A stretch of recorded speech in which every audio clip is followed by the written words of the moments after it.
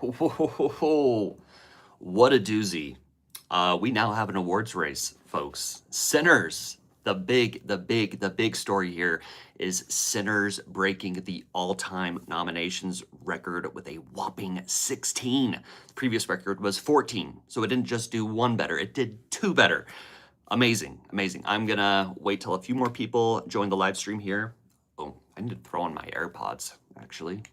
That should be better audio. See, let me do a quick sound check. Uno momento, por favor. Okay. But wow. Woke up, first thing I saw was that Sinners. I wasn't watching the nominations live, I'll be honest. I was up late last night, so I woke up after the nominations have been announced, but the first headline I saw was Sinners, 16 nominations. Incredible. Awesome. Honestly, couldn't have happened to a better film. Up until One Battle came out, Sinners was the most talked about film of the year, and was the front runner for several months there. So to see it get this much momentum and that the Academy remembers it still. I mean, we are living in a post everything everywhere all at once world where something that comes out in the spring still has a lot of relevance and it still can be a real contender. And after the Golden Globes, everyone's like, oh, this is a race between Hamnet and One Battle. But no, the real battle was there all along for most of the year. It was Sinners v. One Battle after another. You love to see it. Not that I don't like Hamnet. I do like Hamnet. That movie personally destroyed me. But I do think Sinners and One Battle are better films, among the best films of the year. And so it's kind of exciting to see that those are the two that are going to be going head to head. We got a lot to talk about. And I am jabbering on without even checking that this live stream is working. So one sec, let me pull open. I'm just live streaming this on my smartphone right now. I do not have access to my full setup at the moment. Oh, some technical difficulties, please stand by. I need the Fallout please stand by thing for situations like this. I haven't live streamed in a long time. I did one last night, which was fun. We had a few people come in and we were discussing our thoughts and predictions about what would and wouldn't get nominated. That was kind of a trial run for this morning. And yeah, okay, let me stop chatting and start checking, make sure this is even working. I'll be interested to see if anyone even joins us this early. Okay, here we go. Now I'm going to turn on the audio over here. Here we go. It's working. I'm going to turn on the audio over here. Here we go. Turn that off. Okay.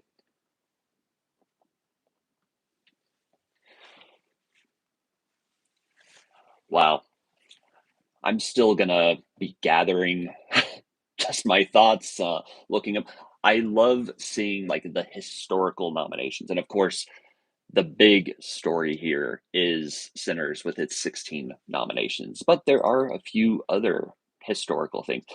Wagner Moura is the first Brazilian to get a Best Actor nomination. Let me turn the dark mode on so it's not so glaring. Come on, kick in here. Help me out. There we go. It's a little bit better. If you're just tuning in, I'd love to know your reactions to the Oscar nominations this morning. What are your, big picture thoughts? Please share. What do you think were the biggest surprises, biggest snubs, most deserving, maybe even undeserving if you want to go that route? Let me know. I'd love to hear your thoughts. As far as other historical wins, I saw this. I need to verify it because I think Netflix actually might have something to say about this. But I saw that Warner Brothers is the first studio in 50 years to have 3 Best Picture noms. I don't have an encyclopedic brain that keeps track of what studios are getting nominated where. So I would need. It's funny to see the things that people are like saying, oh, this is historical, when it kind of takes a day or two for the fact checkers to go back and look some of these things up. Again, welcome. If you're joining us, please share your thoughts in the comments and we can have a discussion about these Oscar nominations. Very exciting. Big story of the day. Sinners breaks the all-time record. 16 nominations, where previously it was films with 14. Love to see it, honestly. That, up until One Battle came out, was the film of the year.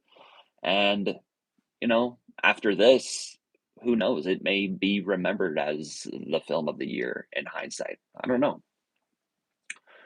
Let me see.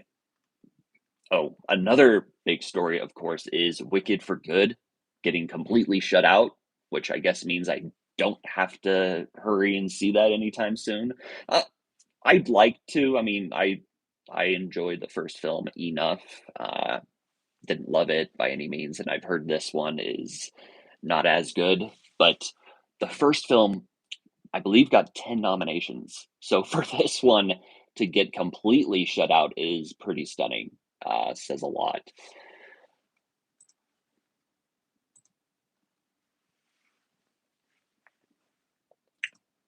Let's see. This marks DiCaprio's 7th acting nomination. So, I mean, he's up there. He's also the top billed actor in 11 Best Picture nominees. So, putting DiCaprio as your leading man is, especially now in this where he's very particular in his career. I mean, if even something like Don't Look Up can get a Best Picture nomination, that says a lot. Putting DiCaprio in as your leading man is a surefire way to make it an awards contender and potentially even a Best Picture nominee. Ethan Hawke, who we don't talk about enough in general, is a 5-time nominee. Now, 3 of those are for acting. His first being for Training Day in 2002, and then for Boyhood in 2015. But 2 of his nominations are what he did for the Before sequels, Before Sunset and Before Midnight. So 4 out of Ethan Hawke's 5 nominations come from working with Linklater, which explains, those 2 are great together. Like one of the all-time greatest undersung actor, director, and co-writer pairings. So love to see that. Amy Madigan, this is her 2nd nomination after Twice in a Lifetime back in 1986. This is Delroy Lindo's first nomination. He was snubbed egregiously for The Five Bloods in 2021. And speaking of long overdue, although his career is much shorter than Lindo's, Michael B. Jordan gets his first nomination, which is great to see. Personally, my biggest snub here, which I haven't talked about yet, is No Other Choice. That is a huge letdown. No Other Choice is up there. It's definitely my top 5 of the year. The fact that it didn't get in, I mean, it would have been awesome had it got in for editing or cinematography, adapted screenplay, but not even getting in for international is it's a pretty big blow for that film. And I'm of the opinion that the Academy deserve a flower pot to be dropped on their head, Looney Tunes style. Okay. So we're going to break down the top nominated films. Okay, so we already know. We'll go from 5 up. Hamnet at 9. So strong showing, but not as strong as we thought. I mean, it missed out. The big ones it missed out on are supporting actor for Mescal, editing, and cinematography. So after all that momentum, I mean, with its late in the year release, it really was going into award season with the most momentum of any film. And it probably peaked on the night of the Golden Globes, to be honest, because this is definitely underperforming for Hamnet. It's funny to say a film with 9 nominations is underperforming, but there's no other way to. That's the truth here. See Marty Supreme, another one of my personal favorites of the year with 10 nominations. That's the 4th most nominated film. So now everything here on out is double digits. Number 3, the Academy loves some Del Toro Frankenstein, 11 nominations. Great performance for that film. Number two, One Battle After Another joins the ranks of the 14 nominated 14 nominated. There's a better way to say that. It's early. Uh, and of course, Sinners at the top of the pile there with 16. Incredible. Was not expecting that. Of course, that comes with the new category of casting. But then we also got to take into consideration that now sound has been combined into one. I don't know that it would have gotten two sound nominations back in the day, probably not. But yeah, that's exciting. I'm gonna pull up some of my favorite reactions on social media this morning. Let me pull up my list here. Welcome. If you're joining us, we're discussing the Oscar nominations. Bright and early. I got dressed up. I put on a tie. I looked through my tie collection. I'm like, what's the most Oscar-y thing here? And yeah, this right here, I suppose. So it's also a big day because I'm heading up to Park City to attend Sundance this afternoon. So that kicks off today as well. It drives me crazy that the Academy does Oscar nominations the same day that Sundance kicks off. But yeah, big first world problem. Make a top 10 to 20 favorite movies video of the year. I assuming that's what you're talking about. Absolutely. I have a few more blind spots I need to get to before I do that, but I'm easily going to be able to do like a top 25 list. I'll run through my 25 through 11 and then spend some more time talking about those top 10.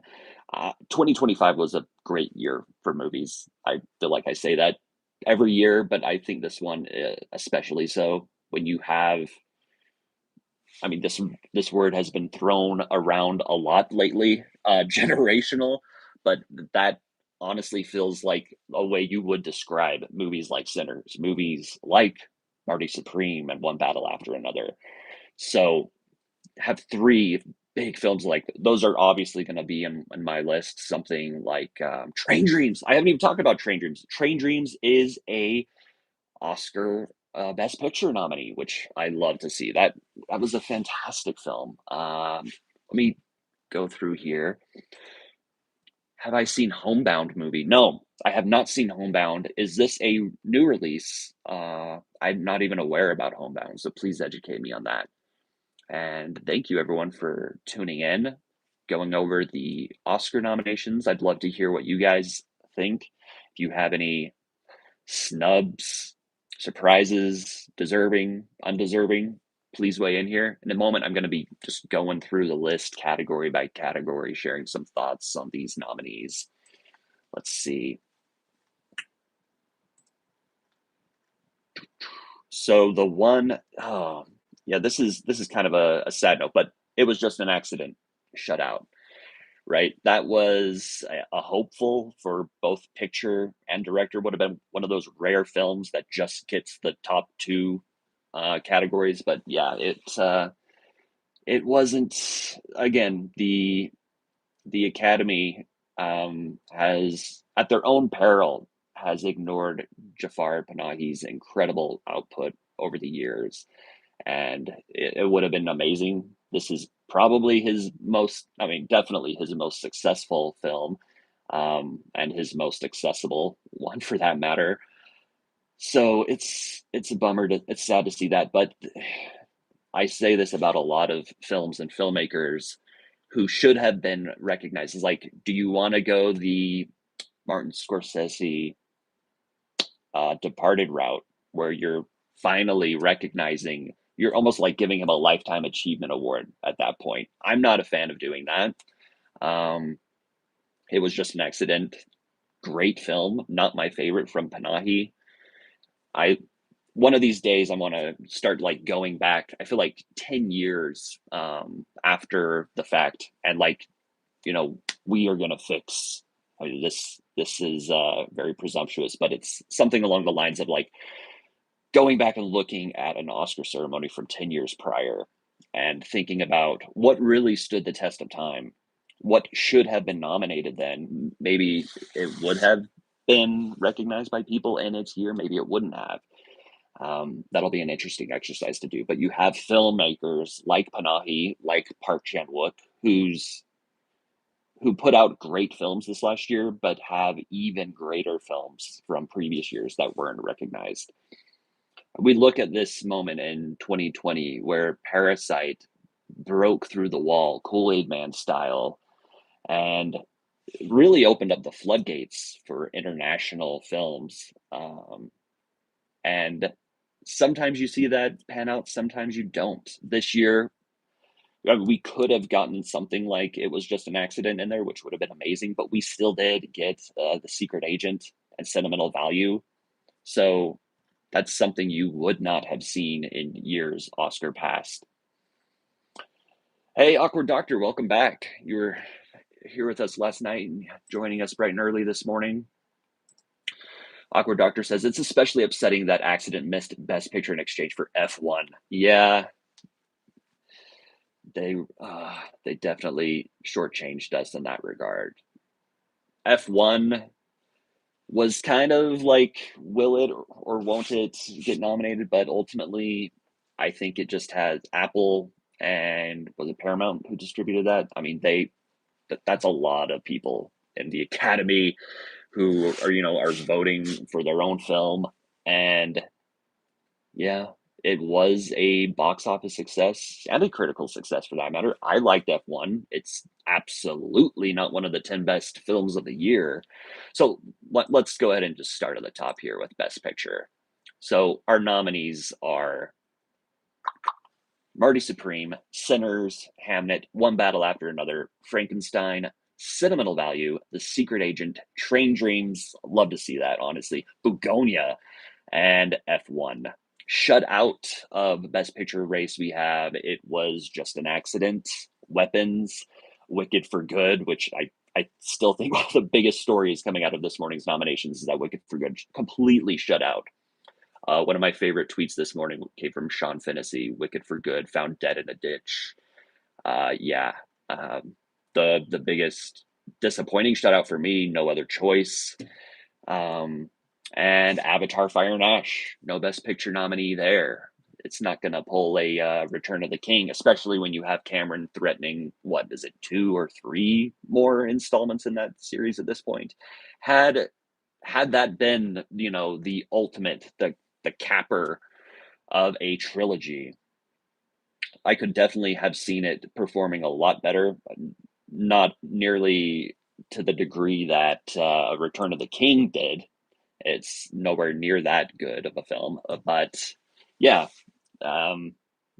it's just one of those things where it's like, we don't know when this is going to end, so they don't know when to give it its sort of lifetime achievement, for lack of a better phrase, for that particular franchise. All right, let's see. Oh, this is about Homebound. Was India's entry. Okay, and was in the Academy shortlist of 15. We couldn't make it to the final 5. It was released in May 25. Netflix. Okay, yeah, no. I'll have to check out with that probably after the Oscar season. And I'm curious as to what else India might have submitted for that list. I mean, after RRR, it's I don't know enough about Indian cinema in general, but the people who pick what film is going to be representing their country, the international category is largely a sham. It's one of the categories I think needs the most work. In a perfect world, it wouldn't exist because we wouldn't have a distinction between a quote unquote domestic and international film. It's better than when they used to call it non-English language film, certainly. But yeah, it's the Academy was never meant to be an American institution. It's always been about world cinema. Safi, hello, welcome to the chat. I'd love to hear any of your guys' thoughts about this morning's Oscar nominations. Very exciting day for a big historic record breaker in Sinners, getting 16 nominations.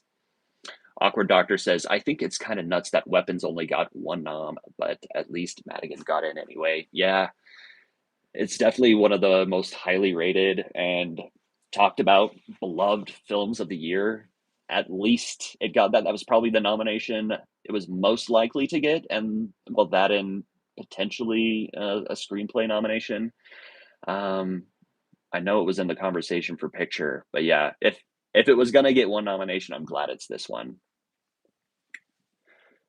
There were two more. I won't even attempt to say that. And Kantara, but Homebound was the best of them.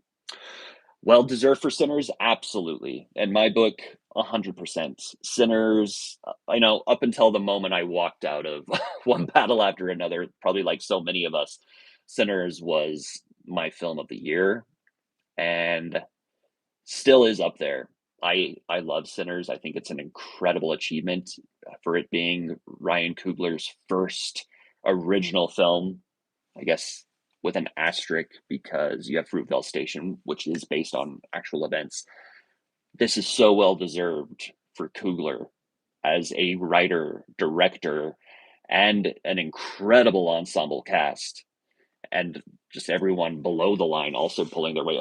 It obviously got a lot of recognition in the technical categories as it should have. So yes, Sinners, incredibly well deserved.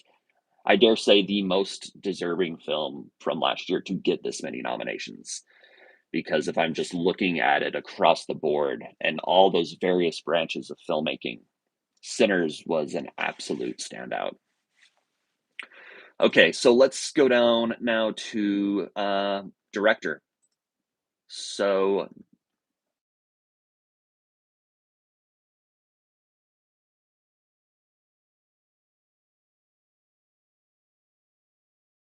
am I back? Hopefully I'm back now. Let me see. Sorry about that. Technical issues, folks. Let me see. Technical issues. Okay, great. I'm turning my other audio off so I don't get a terrible echo going on. I got a phone call. That's what happened. So this is not the setup I would like to have for a live stream situation. Because yes, I'm just going right off my iPhone with my AirPods. In a better world, I'd have a much better camera and a much better microphone. Okay. Hey, Moonfall, welcome back to the conversation. Would love to hear your thoughts about this morning's nominations. Some surprises for sure, snubs, absolutely, upsets. You always got to have them. Let's finish talking about director.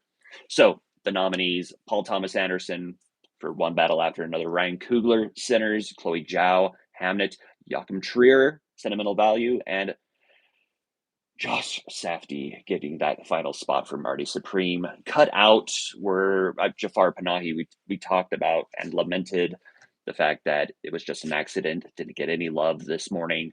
Guillermo del Toro on the outside looking in, as well as this is the first time I've had to read this name aloud. Kleber Mendonca Filho. So I probably butchered that for The Secret Agent. Those were the other contenders. YouTube is crazy. Yeah, the fact that I could lose my live stream from a phone, I mean, it is what it is. What are we going to do about Viva Verde? Yeah, I need to definitely, that's one of the things. I don't know if you're on the Oscar death race subreddit, but that's kind of like my go-to place for finding out where I can catch up with these films. But that's definitely one of the big head scratchers from this morning. It's like I know it was shortlisted, but it still wasn't even on my radar. I don't know if let me just jump down to song because so wait, was it not even on? Yeah, so it came out of complete nowhere, at least according to Gold Derby. So I don't even know. Is song not a shortlisted category then? Maybe not. Um, so obviously Golden, K-pop Demon Hunters, I Lied to You, from Sinners, Dear Me, which is so fitting a title because that's what I say every single time Diane Warren is nominated, from the Diane Warren Relentless documentary, and the titular Train Dreams from Train Dreams. Love to see that. I mean, are we gonna get Nick Cave performing live at the Oscars? Gee, I hope so, but they that's not a guarantee anymore, unfortunately. Let's see. Yeah, Viva Verdi. I'm gonna see when and where this thing has even been released.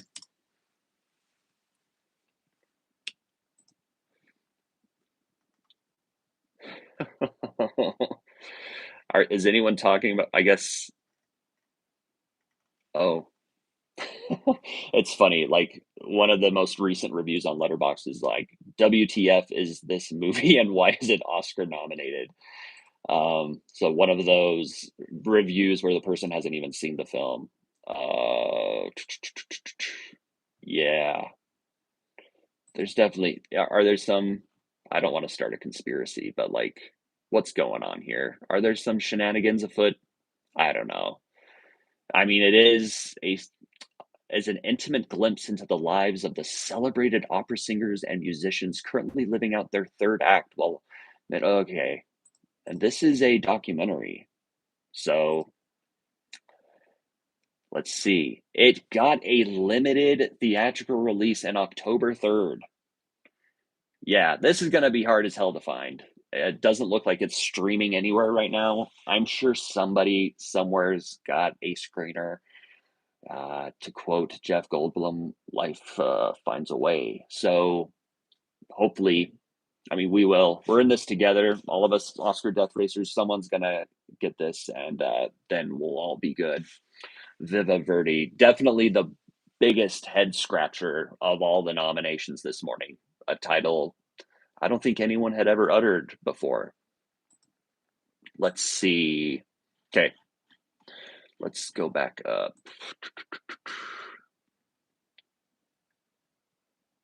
It's an Emmy winning composer. Okay, that makes sense. So there is some industry reason why this person has been nominated. Okay. Moonfall informing me that 30 people, only around 30 people have logged this film on Letterboxd, and the song has under 1,000 listens on Spotify. That's hilarious. I assume that's all gonna change. This is the best thing that could ever happen to a film like Viva Verdi, and the worst thing that could happen to Oscar Death Racers. What else? Other than that, what is going to be the white well for us Oscar Death Racers this season? Let me take a look at this Diane Warren documentary and whether that is available. Oh, it is. It's widely available. You can rent it. It's even on Canopy and Hoopla if you use those streaming services, which is nice. So yeah, the ones I'm gonna have to see this morning or after this morning's nominations, the ones that I wasn't planning on seeing that I'm now gonna have to see. Diane Warren Relentless, Viva Verdi. I'm very much looking forward to Secret Agent. I was planning on seeing that anyway. I knew that would be nominated. Um, let's see what else on the list. I still need to catch up with Blue Moon. Talked about that last night.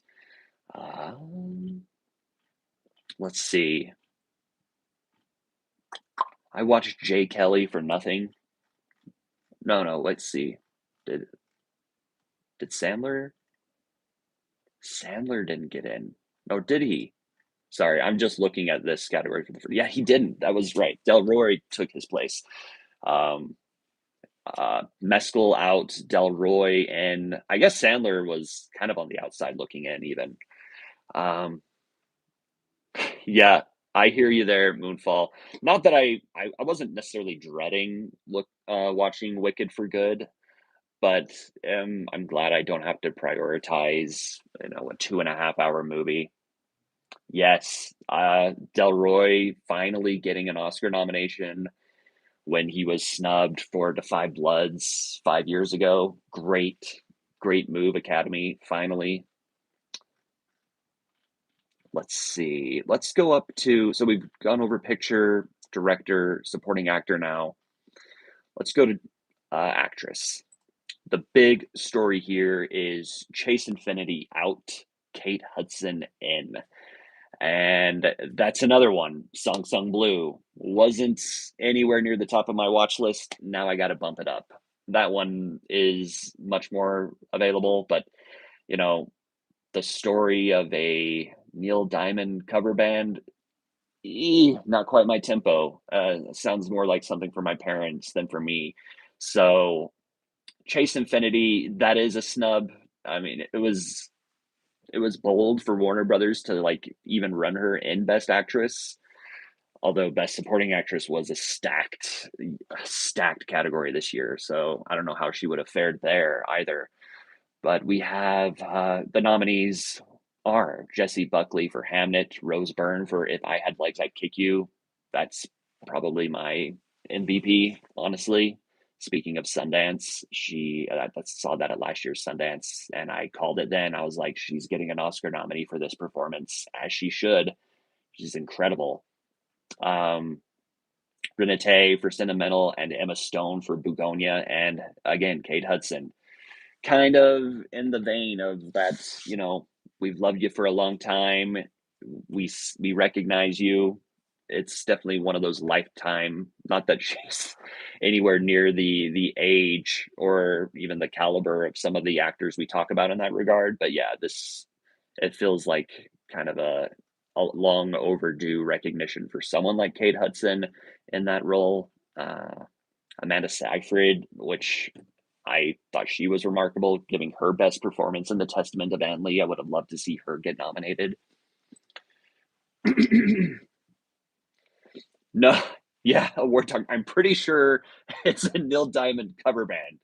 I, from what I've gathered from, I just like half watching the trailer before a movie. Uh, yeah, very low on my list. Maybe I can save that for I've got a flight back to China after Sundance. Hopefully I can knock that one out because that seems like a perfect airplane movie. Uh, something to just watch when you're in transit. Um, oh, she has the same agent as Riseborough. I assume this Kate Hudson you're talking about. Interesting. Okay. Yeah. He's probably one of the most sought after agents in the game. Okay. Let's go down to actor. This shook out exactly like we thought it would. Chalamet for Marty Supreme. Oh, and Demi Moore. Hell yeah, dude. That's an agent who definitely deserves his percentages. I'll say that. DiCaprio for One Battle After Another. Wagner Moura, first Brazilian to be nominated in this category. Michael B. Jordan for Sinners, and Ethan Hawke for Blue Moon. Outside looking in, Jesse Plemons, who honestly may have given him and Lee Byung-hun, who else? Joel Edgerton. I mean, as Chalamet and DiCaprio were fantastic in their respective films, and Dwayne Johnson, all of those were fantastic, and I would have thought worthy nominees. But this was just potentially the most stacked category this year as Best Actor. So no major surprise there. I would have loved to see Jesse Plemons get in. Yeah, I don't disagree with you there. Plemons is absolute. I mean, he's been tearing it up for years in supporting roles, and to finally see him in a lead role and just completely run away with it, incredible. He holds his own and then some against Emma Stone. So yeah, moving on to supporting act. Well, I guess we haven't really talked about supporting actress all that much outside of the Amy Madigan of it all, which is great. The one and only nomination for Weapons. If it was going to get one nomination, this is the one I'd like to see the most. This is Amy Madigan's second nomination. She was nominated back in 1986 for Twice in a Lifetime. If you've seen that film, you get a sticker because I have not. I hadn't even heard of it before I looked up her IMDb. So Elle Fanning is kind of a surprise. The fact that sentimental value double dipped in this category is huge, and calls into question the fact that sentimental value did not get a casting nomination. I know this is the first year for that category, so it's kind of wonky. It's going to take a few years for the Academy and all of its members to fully figure out what that's all about. It kind of feels like it's just going to be the way SAG has done it for years. It's pretty much like another Best Picture nominee. But the fact that sentimental value did not get recognized there, where it did in every acting category, or where not every acting category, but it got 4 actors in, is it's kind of a head scratcher. Ariana Grande and Odessa Zion not getting in over Fanning is kind of big in my book. I would not have thought that. One Me getting in is great. Inga, Amy, Tiana. I'm on a first name basis with all of these women, obviously. Okay. One sec. I'm gonna pull open. I like to see what the latest, if other people are finding, these little tidbits of Oscar history that we would not have thought of. One of my, let me see if I can find this up. I favorited it earlier this morning. If you don't follow Jonathan, do I know his last name? But his handle is Jonathan MB32. He's one of my favorite follows on Twitter X. He's a box office and Oscar pundit, but I love a lot of his insights, and I follow him for extremely obscure trivia. Like, let me see if I can pull it up because I don't want to misquote him. So Rose Byrne, get this.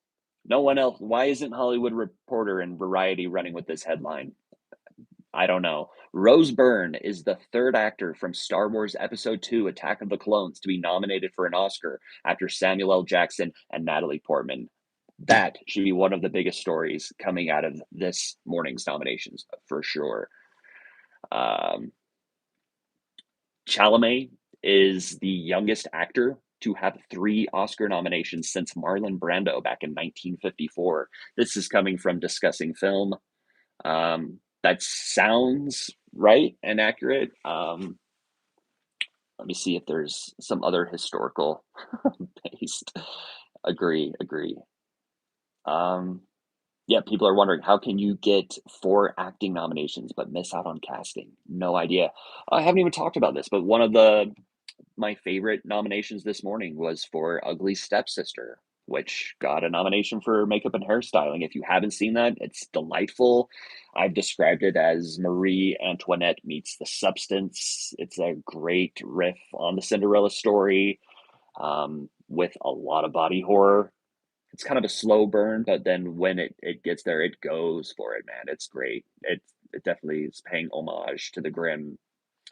Um, so yeah, that's great. It must have been shortlisted, so it wasn't a complete surprise, but I always love to see a lesser seen and lesser known horror film get a nomination like that.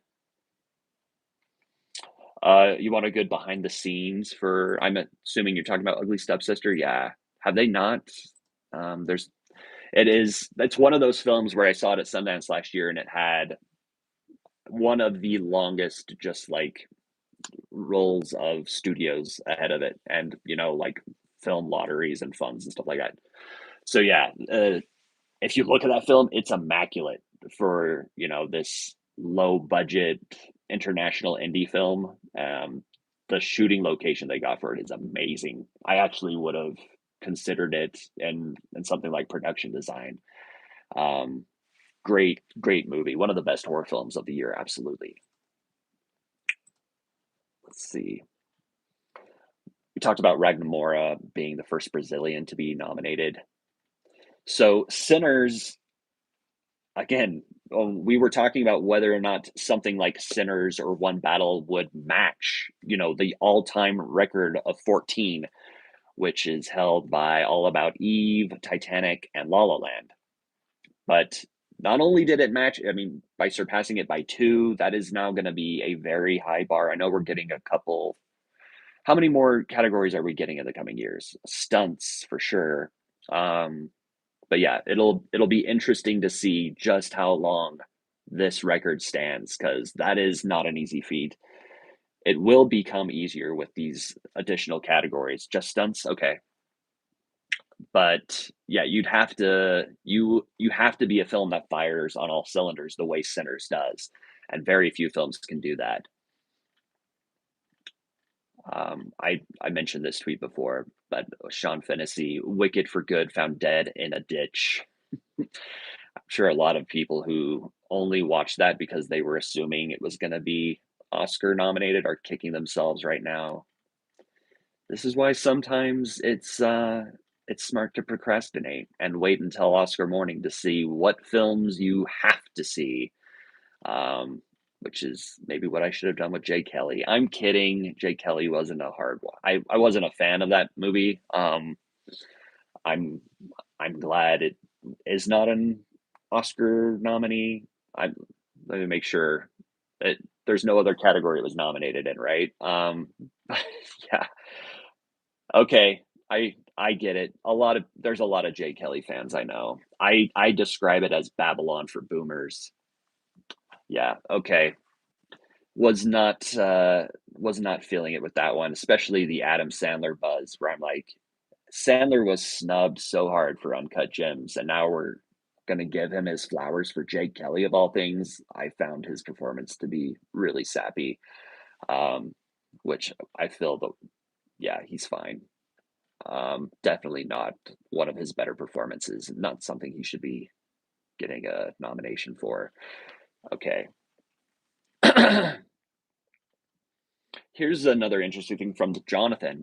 For the first time in 20 years, Searchlight did not receive a single Oscar nomination today. Even crazier when you consider that they received Best Picture nominations in all but 3 of the last 19 years. So, yeah.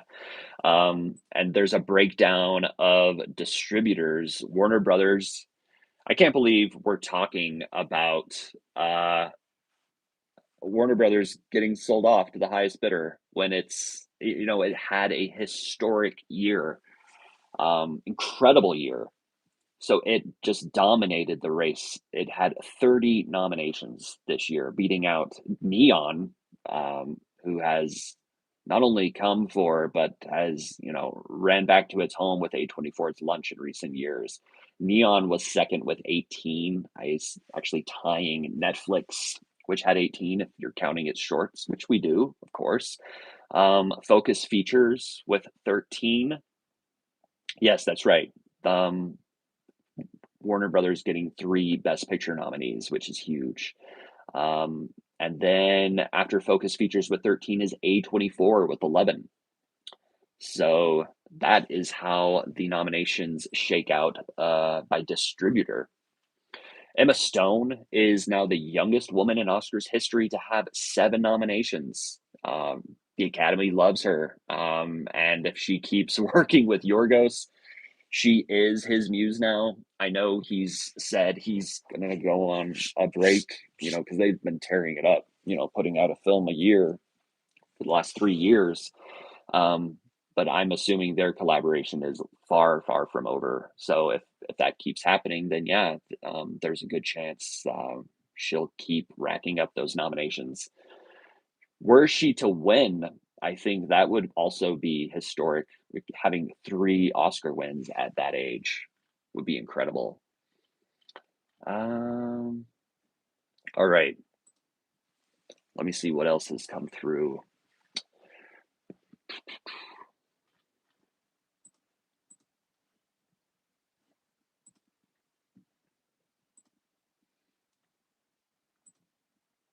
I'm gonna take a bit of a break for my voice. I'll be back with some more interesting stuff.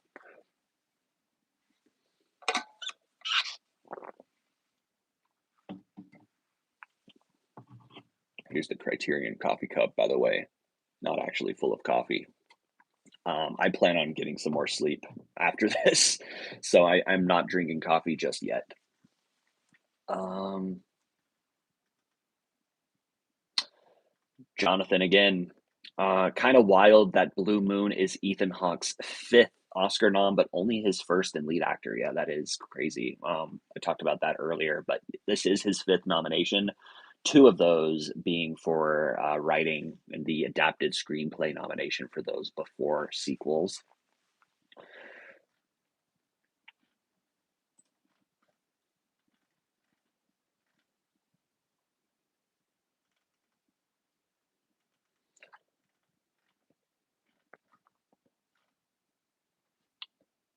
A lot of times there's some cool finds, obscure trivia on the Oscars subreddit. So let me pull that up really quick and see what else we've got here.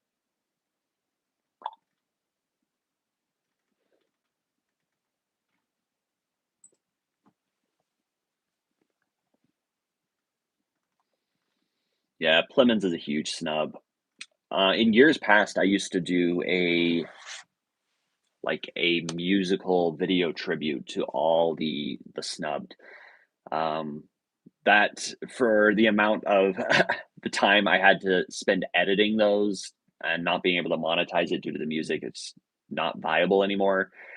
But yeah, I would have had a lot of fun cutting that this year, especially with Plemons and so many other snubs. I mean, it would have been a tribute to No Other Choice. That's gonna be the film that in years past I've had like Green Knight and Hundreds of Beavers. These are like the films, like my favorite film of the year that didn't get a single Oscar nomination. This year, that's absolutely No Other Choice. I said it earlier, but the Academy deserves to have a flower pot dropped on their head. Not getting in for international is a crime, but it should have also been recognized in editing and cinematography rather. Um, yeah, very upsetting there.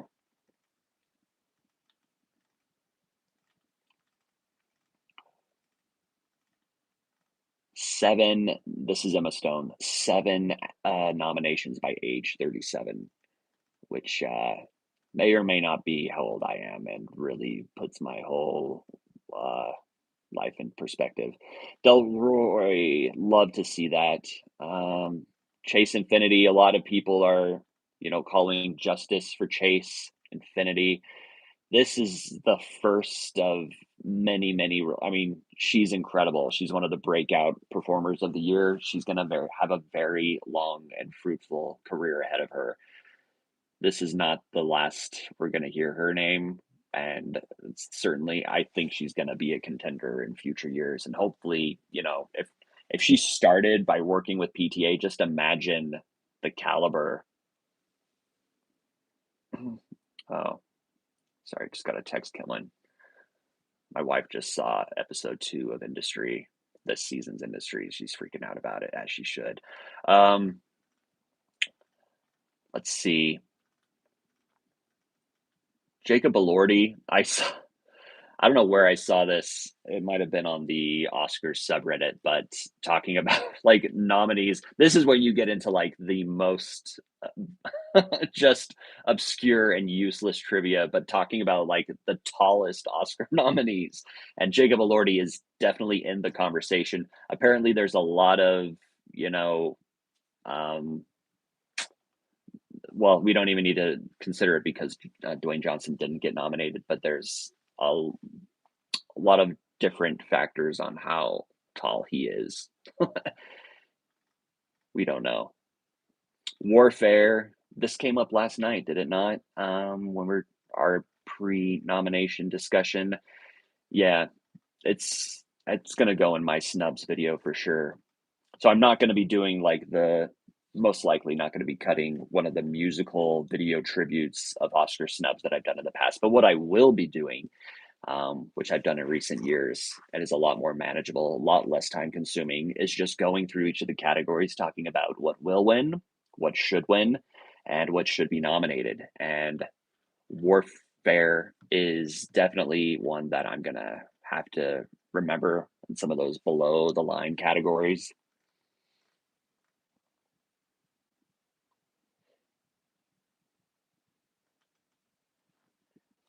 Okay, have we talked about sup okay, so supporting actor. Okay, Mescal is the big story there. Okay, yeah, I guess we did. It's great to see both Penn and Del Toro in there. Amazing. At this point, um, I mean, it's probably between Skarsgård, Penn, and Del Toro. On Anna Lordy, Del Roy, it's kind of just an honor to be nominated, but who knows? With this huge swell of momentum for Sinners, this this category could go one of five ways right now, which is exciting. Um, Mescal shut out um, Andrew Scott. I know someone was talking about him last night. Andrew Scott shut out. Josh O'Connor was submitted as supporting actor. That is crazy. He is like far away the lead of that film. That's wild. I didn't or even realize that. William H. Macy for Train Dreams would have been amazing. His presence while his screen time is short. Like, what's the ratio of screen time to impact? But I mean, that is an incredible performance. And I just love that Train Dreams. It's up there with The Ugly Stepsister is one of my favorite nominations of this morning because now a lot more people are going to see it. I mean, it's been widely available on Netflix, so a lot of people have already, but even more will check that out. Um, I do wish that Edgerton had got in. He absolutely deserved it. He's phenomenal in the film, but Best Actor, like usual. I guess I don't have to see. Did Springsteen Deliver Me from Nowhere get any other nominations? Do I need to catch up with that one? I don't think it did. Nope. If my search is correct. So, films I do need to catch up with now. Elio blanked. Okay, sort of thought. Um, Elio, I had my son watch that on his own. I guess I should have watched it with him. So I need to catch up with Elio and Arco and Little Amelie. Yeah, I'm only 2 for 5 out of animated feature this year, which that rarely happens. Um, I wasn't expecting something like Chainsaw Man, but man, that was a huge snub. Elio, sight unseen, Elio getting in over Chainsaw Man. Come on now. Not that I'd expect the Academy to be up on their anime series and be able to know what's going on in those films anyway. Um, what else is something that I wasn't planning on seeing, but now I'm gonna have to see? We've talked about Song Sung Blue. 0 for 5 in animation. All right, man. You've got a lot of animated films in your that are going to be in your monthly viewing. Absolutely. Let's see. Secret Agent. That might be the one I'm most excited to see. Definitely gonna. That's probably the first thing I'm gonna watch after Sundance. Very excited to see that. Got a screener, so very much looking forward to that. It's the only. So I would also, time permitting, I would love to do a list just ranking the best picture nominees. Wow, I've already been going for almost an hour on this live stream. Welcome if you're just joining us. Um, we are we woke up bright and early to discuss the live action trailer for Masters of the Universe. I'm kidding. We're here, of course, talking about this morning's Oscar nominations. So I'd love to hear your thoughts. If you haven't chimed in on the comments yet, what do you think? What are biggest surprises, biggest snubs? What's deserving? What's undeserving? As far as what else? Oh yeah, concerning Demon Slayer for K-pop Demon Hunters. I'm still like Demon Slayer is I like it. The series. I haven't watched the movie yet. I'm still on season one. There's like 5 seasons. I know the subsequent seasons are like shorter than the first, but yeah, I guess I don't have to prioritize that anymore. Not like it was going to be a real contender anyway. It's definitely not the Academy's type of film. Let's see.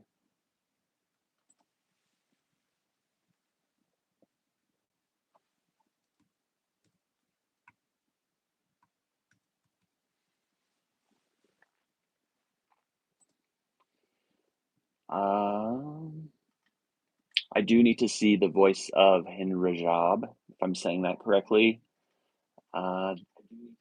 Oop, hold on. Sorry, need to turn the audio off there so we don't get an echo. Documentary feature. I still need to see the Alabama Solution and Cutting Through Rocks. I have seen the others, and Mr. Nobody Against Putin is kind of surprising to me. I imagine that's a film a lot of people have not seen yet. I saw that at last year's Sundance. Not a great film, to be honest. There's definitely more deserving nominees this year. Let's go ahead and take a look at that. We haven't even fully discussed. So, yeah, kind of a big. I talked about this last night, but the documentary, both of the branch that picks the shortlisted films, and then when the Academy at large votes for the nominees, is highly volatile and unpredictable. So stuff like Cover Up, like I thought for sure that would be getting in. 2,000 Meters, Apocalypse in the Tropics, My Undesirable Friends. So I guess the good news, bad news is that it's going to be a lot of these films are easier to see than some of those would be nominees. So that is the one silver lining here. But yeah, there were some definitely, and I lamented last night that Predators didn't even make the short list. For me, that that's probably my favorite documentary of the year, if I'm being honest. Um, Perfect Neighbor is incredible, riveting, harrowing watch as well. If you haven't seen that, um, let's see, animated short. Butterfly, Forever Green, The Girl Who Cried Pearls, Retirement Plan, and The Three Sisters. Haven't seen any of those.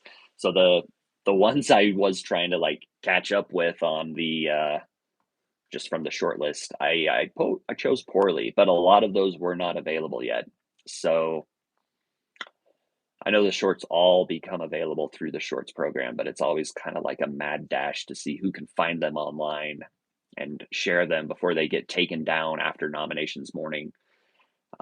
Which is one thing. Butterfly and Three Sisters suck, says Moonfall fan.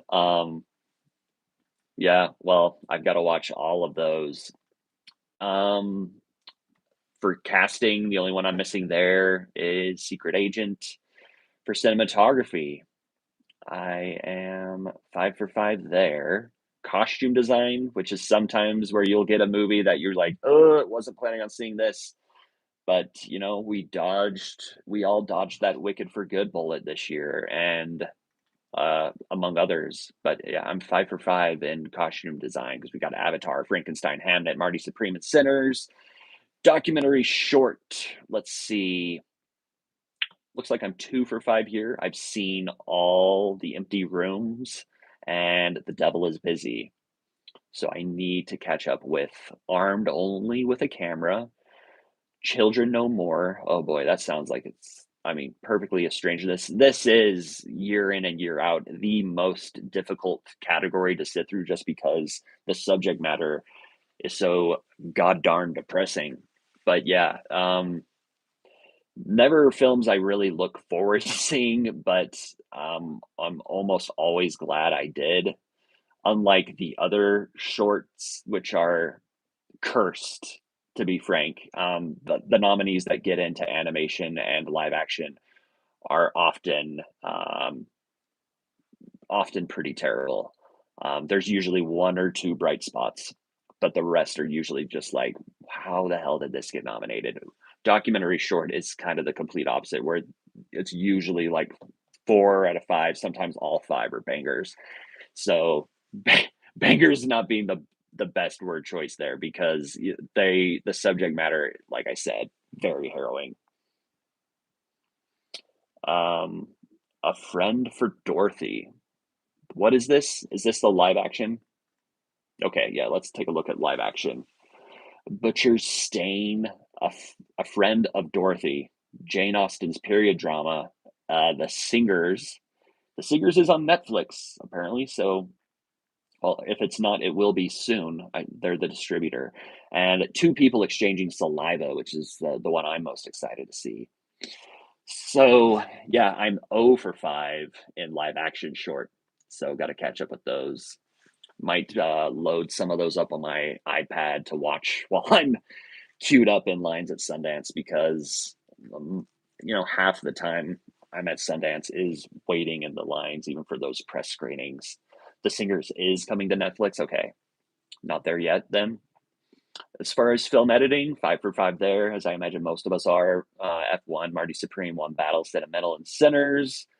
Makeup and hairstyling.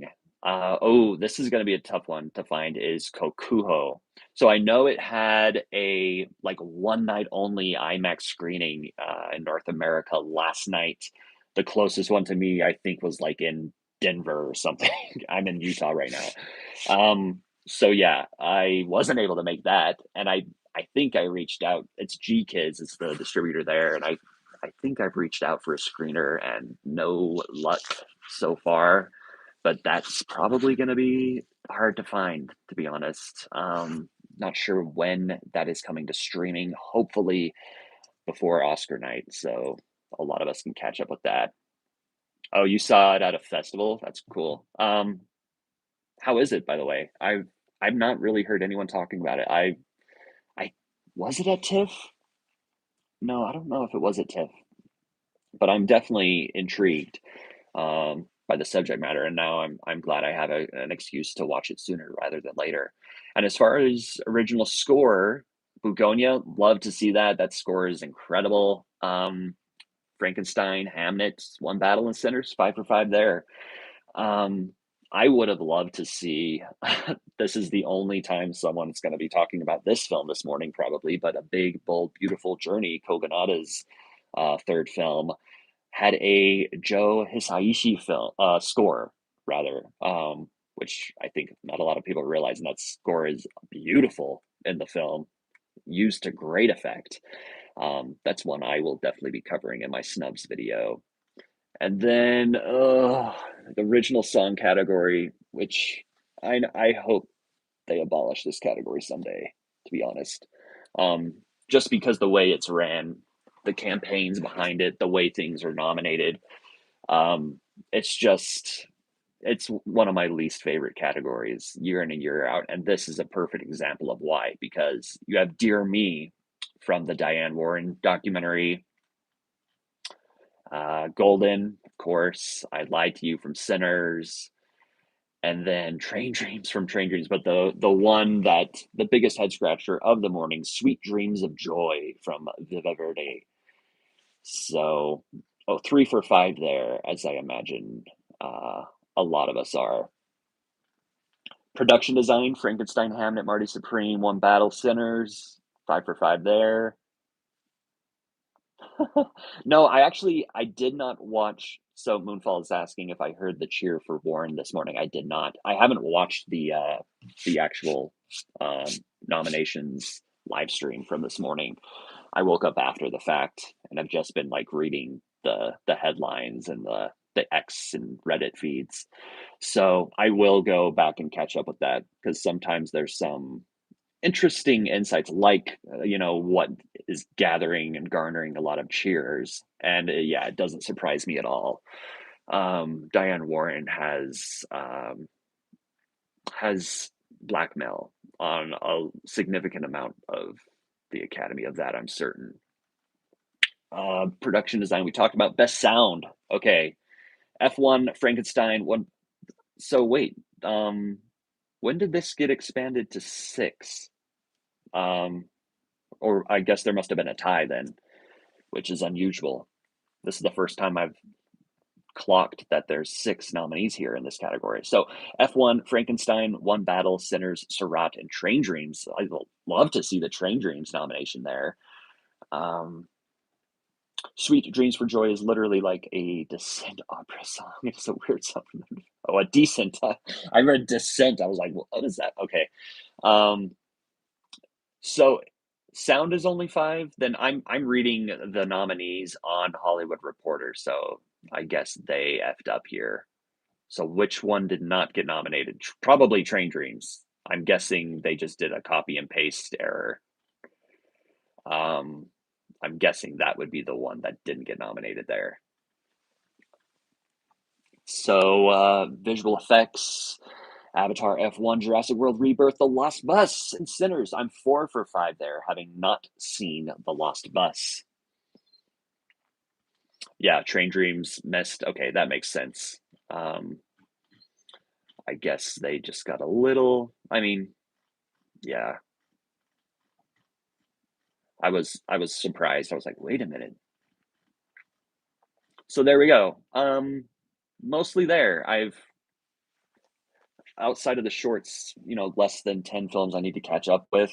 The Lost Bus is widely available, so that'll be easy to check off. But yeah, before I wrap up here, any other final thoughts, insights, fun trivia, or historical nominations? I'd love to hear those in the comments.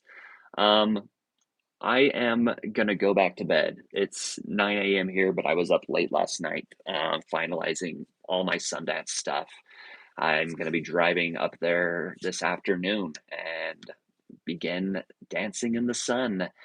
It's bittersweet this year's Sundance. Not only I am a Utah native, I'm from here, and Sundance has always been like it put us on the map in the world of cinema, and it sucks and it's sad that this is the last year it's actually gonna be at Park City. I know Sundance as an institute is still headquartered in Utah. It'll be interesting to see if that moves going forward. But yeah, it's moving to Boulder, Colorado next year, which I get it. There's plenty of reasons why Utah and Park City are inhospitable and it's difficult to navigate.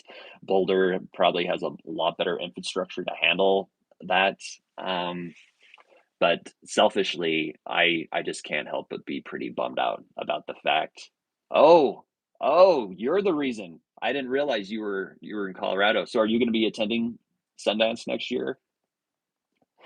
Um, I would. I'm definitely going to apply. I probably need to start like booking arrangements soon, lodging wise. But yeah, I had to attend this year because it's the last hurrah, and of course, co-founder Robert Redford. We lost him just a few short months ago, so that also puts like a whole damper on things. It's going to be a sad last Sundance, but the reason we're there is to see exciting films, and I'm sure there's films I'm going to be seeing over the next week and a half that we're going to be talking about a year from now at next year's Oscar nominations, particularly in the documentary category. But you could have other films that make it to some of those above the line, like If I Had Legs, I'd Kick You. That was one of my favorite films from last year's Sundance, one of my favorite films of the year. So, all right, I think that's it for now. Um, oh, Jurassic Is that really the first Jurassic Park nomination since the second one? Um, oh yeah, yeah, you're right. Train Dreams, absolutely. I don't associate Train Dreams with Sundance just because I didn't get a chance to see it at Sundance. I missed it at both Sundance and TIFF. So that film eluded me most of the year, and then I finally caught up with it on Netflix.